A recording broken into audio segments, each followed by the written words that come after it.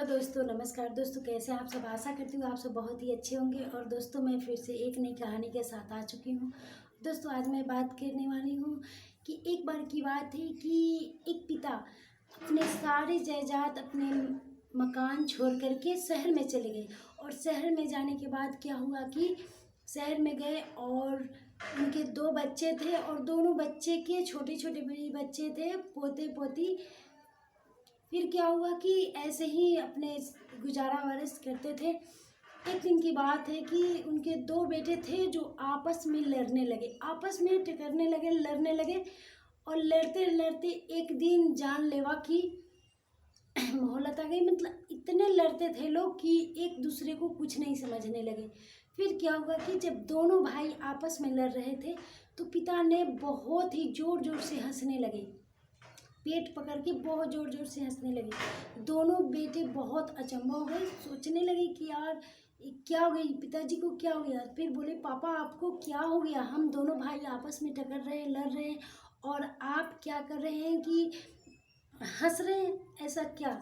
तो पिताजी ने बोले कि देखो बेटा, हम एक ऐसा चीज़ छोड़ करके आए हैं, ऐसी मनी तुम सबसे के लिए सबसे बड़े इम्पोर्टेंट चीज़ गांव में छोड़ कर आए हैं। चलो हम उसको पहले दिखाते हैं।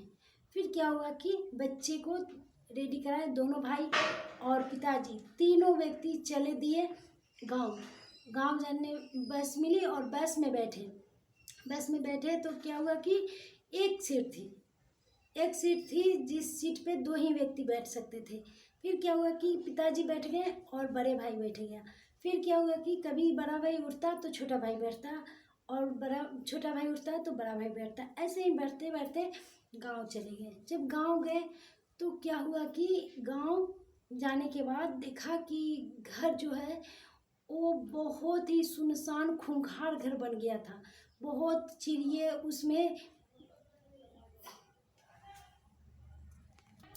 उसमें घोंसला बना रखा था और पूरे जाले से भर गए थे। मतलब खंडर बन गया था घर।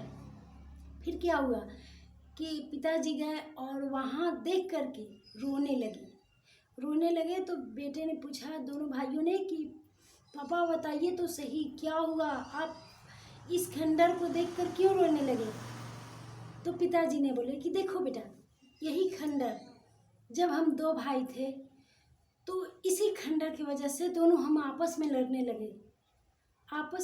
लगे।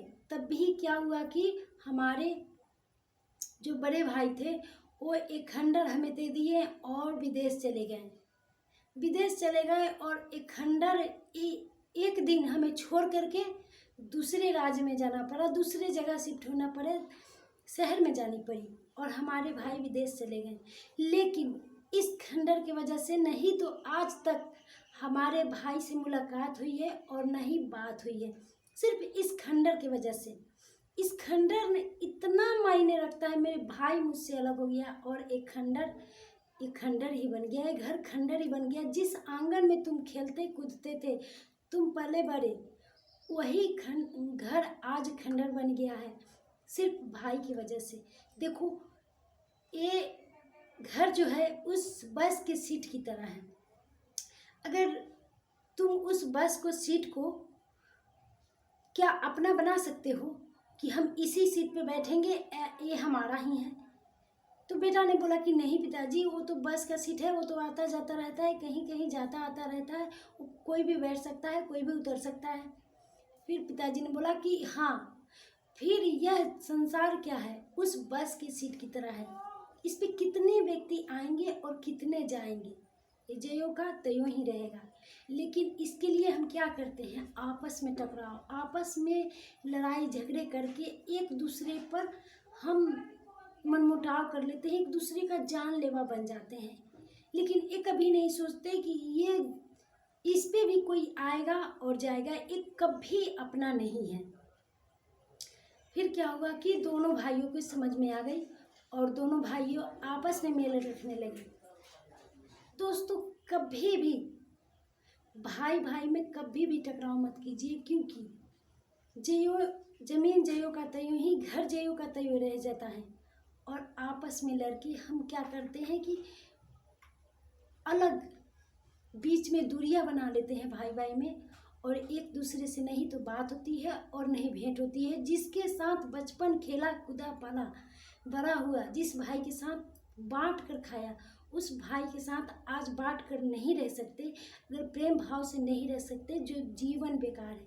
So thank you for watching. मेरी वीडियो कैसी लगी और आप मेरे वीडियो को आगे बढ़ाने के लिए लाइक सब्सक्राइब अवश्य कीजिए। So thank you.